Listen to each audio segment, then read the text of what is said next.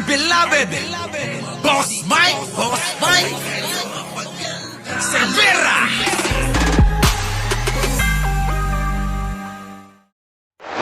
Ipinangako ni Pangulong Bongbong Marcos na pangangalagaan ang mga Pilipino sa ibang bansa at nagpasalamat sa kanilang mahalagang kontribusyon sa ekonomiya ng Pilipinas. Binuo ang Department of Migrant Workers upang matugunan ang mga pangangailangan ng mga OFWs.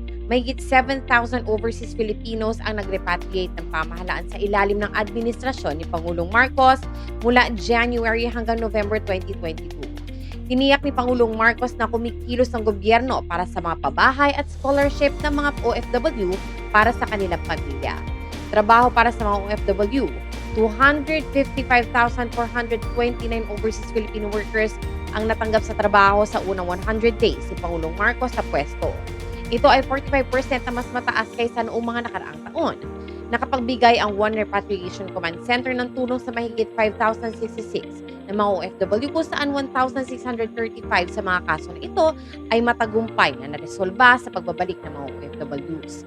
Sinabi ni Pangulong Marcos na nagsisikap ang gobyerno na gawing mas accessible ang mga serbisyo nito sa mga OFWs saan man sila naroon sa mundo. Magbubukas ang Pilipinas ng konsulado sa Busan, South Korea upang magbigay ng mga importanteng serbisyo consular sa mga Pilipino sa southern part ng peninsula. Itinatag ang OFW Children's Circle upang suportahan din ang mga anak ng OFWs.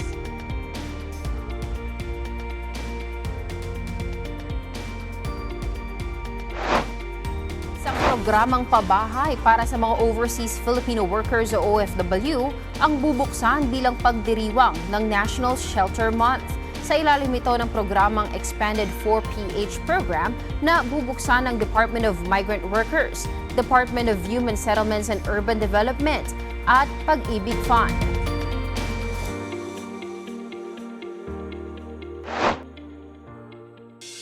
Sa ngalan ni Boss Mike Cervera, ito po si Anino TV na nagsasabing mahalin natin ang ating kapwa, ipagdasal po natin lagi ang ating bansa. Magandang umaga, magandang hapon at magandang gabi. Saan man dako ng mundo naroon kayo at syempre, magandang buhay na rin para sa ating lahat. Maraming salamat po. Our beloved Boss Mike Cervera.